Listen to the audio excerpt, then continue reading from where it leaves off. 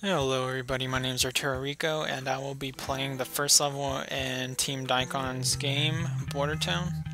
So we proceed from the hub into this area which is blocked by a fence. Player needs to use one of these crates to jump up on this small piece of terrain which will allow them to cross this fence. So we have a brief small tutorials over here that will allow the player to know how to use some of these buttons that are hidden.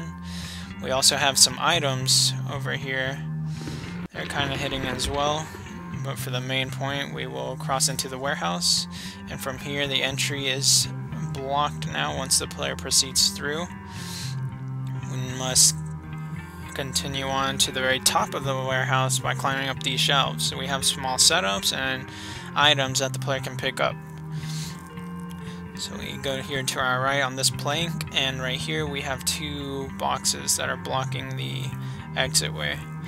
So we remove those, climb up on top, and then the player proceeds to go down here. Now there will be fall damage from great heights.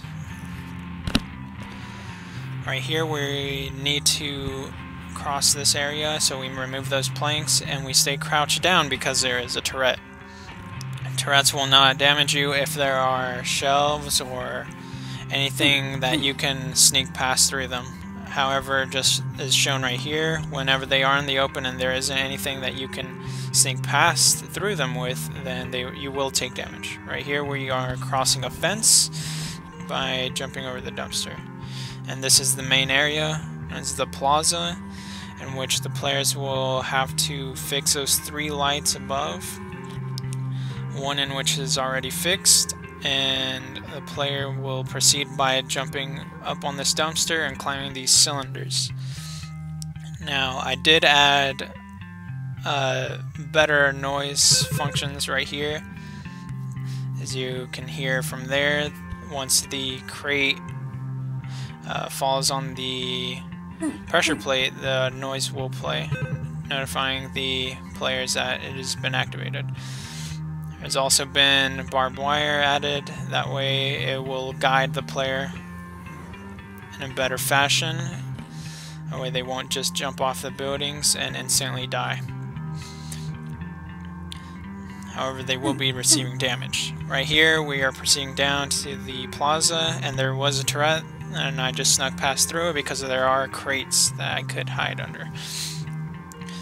Alright, here we get our gravital upgrade, and the statue falls. We use the upgrade to push the statue, allowing us to exit the bunker. Behind us there is another key. I did miss one of them in the beginning, but there is a treasure chest right in that building, which will open once a player has all three keys. Right here we push the bulldozer using our gravital upgrade, our featured asset which will push heavy objects. We proceed to Cynthia's level, but before so, we collect this book. Thank you for watching. The player will enter my level from Arturo's and be greeted with a little bit of a forest. We have the cash set up, the money set up as a collectible so that they can retrieve those throughout the project. We also do have a featured asset in my level. As you can see on the message volume, they are a rod that we will be using later in the shadow puzzle. The first objective here is just to get past the rubble, so we will build over with the crates, jump on those to get across the wall, and then here again to get back to the other side and into the town, which completes the first objective. The player does need to go back out through the wooded little area here. It is blocked off with some colliders, so they won't be able to kind of wander off and get lost. And they'll be able to collect another collectible, which is a book, and another rod that they will need later. There are actually 5 of those. Once they get back into the town, there is sort of a little marketplace and a little more of a town feeling here. There is some platforming on top of these buildings where they can get collectibles. And then they will go through an abandoned building here. It is a little bit dark, so they do have to use their flashlight and the jump and crouch mechanics. There's an area hidden here where they can move that rubble and get to some more collectibles. Once they exit out of the building, they will go back into a little bit of a more open area. they do get some more message volumes and objectives to find the hidden collectibles on top of and behind buildings. And there's one last area back behind those buildings where it will show some more hidden collectibles. Our featured asset here is actually a map for the next section. It does trigger a door to go down into this area. Because it is our featured asset, this next area is purposely left very dark. So as you can see, it's nearly impossible to see what you're doing without the flashlight. And even with the flashlight, it's very confusing. So it's definitely a difficult puzzle. It requires a little more thinking on the part of the player. If they do decide to, skip over the map, there are several message volumes here that tell them, hey, it's a maze. You really need that map. You need to go back and get that. So it's definitely something that kind of forces them to actually use the featured asset and kind of use sort of the things that we put in place to help them out. It's definitely possible, obviously, to go through the maze without that, but it's definitely going to be a lot easier if they take the tools that we give them to use that. So we have left the lighting out of this area just to give it that sort of atmosphere and that sort of spooky feeling that we're going with for this scene, as well as the little bit of difficulty in finding their way through the maze. All of the crates do have colliders on them so that they can't kind of wander in between things. That gives it kind of more of a realistic look as far as, everything's not pressed up together. It's not neat and tidy, as, a warehouse sort of basement thing shouldn't be. But it still allows them for, not being able to go off path and get lost even more than they're already going to.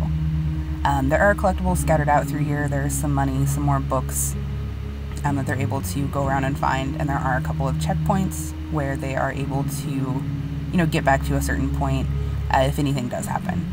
If they do happen to, somehow manage to fall out of the world, or if they God mode and hit a damage volume somewhere and they need to get back to a certain point, they'll be able to do that. Once they do come around towards the end of the level, they will get a message volume that signals they're almost all the way out, and once they get to the door, they will hit a little keypad here. The door will open, they'll come around, and we will start Randall's level.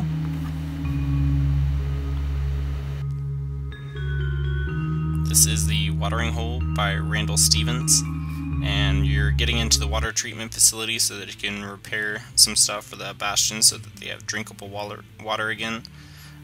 First you have to get over the fence, and you can do that by getting up on top of the first building and crossing over using just a little board as a player pathway.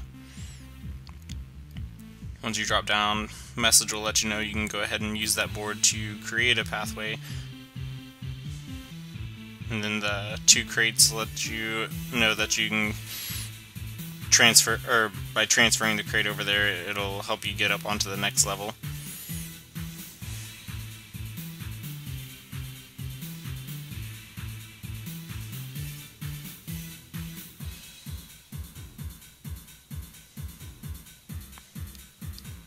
Once you're on top of this level, if you got close enough to the window, you could see a message kind of letting you know that there is a platform around the area to be able to use to cross the gap, because you're not able to jump it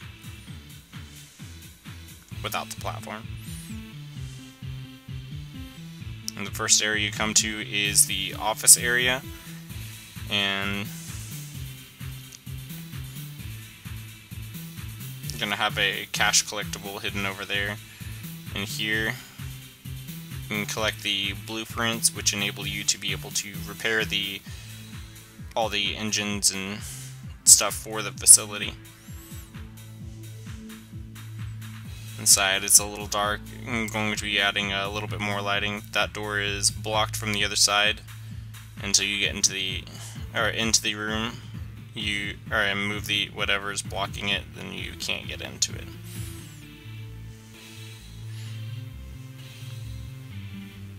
To help the player find a way, you just kind of point out that the crawling underneath there, or it looks like you could crawl underneath there to get into the room.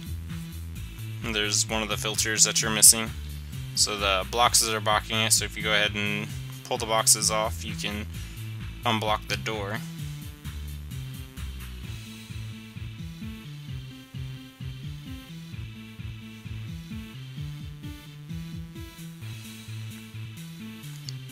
And then we can go ahead and grab the filter and take it to the filter engine.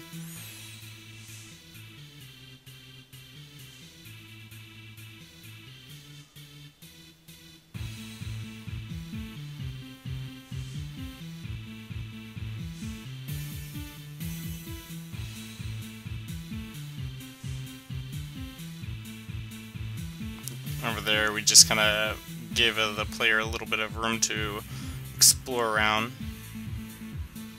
find some scraps.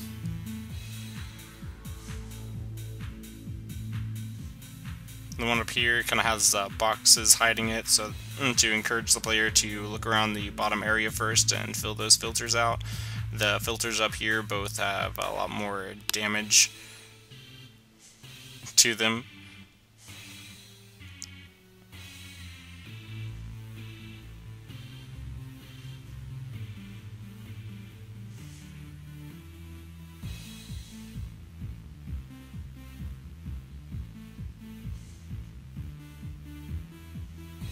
And this one has both of them empty, so there you have to go and get the other filter.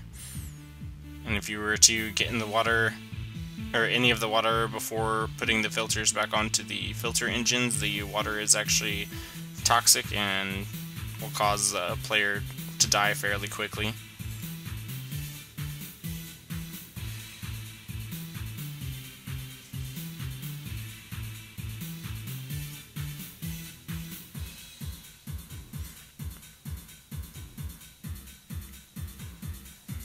Once we have all the filters done, we'll be able to make it across and get into here. And the button that we have there is not getting power to it, so we've got to go and repair the engines before we can activate the button. And once you get close enough to one of the engines, it'll actually show you which one is broken.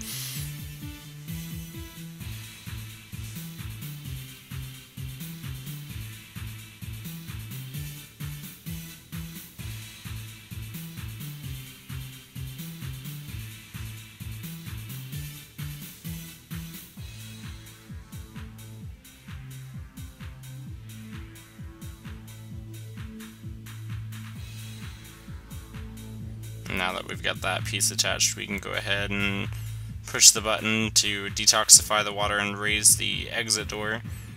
And we can come back here and get the cash pickup that I've got stashed away back here.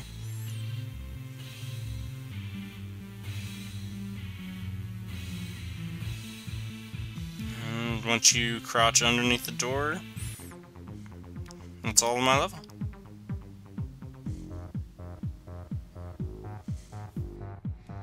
The final scene is the library. When we approach, we're first going to grab our mission, and then need to find a way into the building. This old log's going to provide an excellent way to break a hole in the side. We can then run up and proceed inside. Once in, we're going to find a locked door. We can use this spin wheel to press against it and unlock it. Once we pass that, we're going to be doing a maneuver puzzle over the debris. Once we are finally able to get this into place and to be able to correctly jump onto the bookshelf, we will be able to move on to the next area, which is blocked by this table. So we are going to use the repulse on the grapnel to open it up. Once inside, we're going to see our next asset, which is fire, which is there to injure the player as well as drive them forward. Small fires we're going to be able to navigate or jump over, and larger ones we're going to have to use debris and other objects to maneuver over. Picking up our objective books, and then we're going to need to proceed to the third floor. To do this, we're going to have to get past another locked door, so we're going to grab the spin wheel once again. And once we make contact, it will unlock, and we can proceed up the stairs. On the third floor, we're going to be going through more maneuverability exercises. And we can grab the health pack here. And then we're going to proceed through. We're going to blast these boxes out of the way, and then do a jump over, crouch under the bookcases, and then proceed to the next room, which is another asset of the level. We're going to use these pillars to knock over, and use as a bridge over the fire to prevent it from hurting us.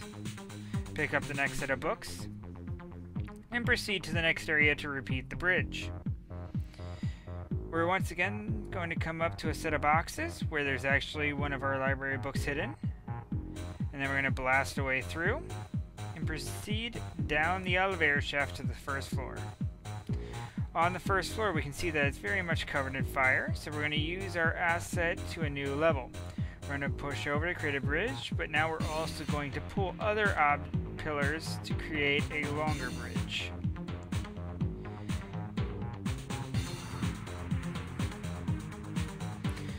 Once we make our way through, we're going to grab a health pack in the last book,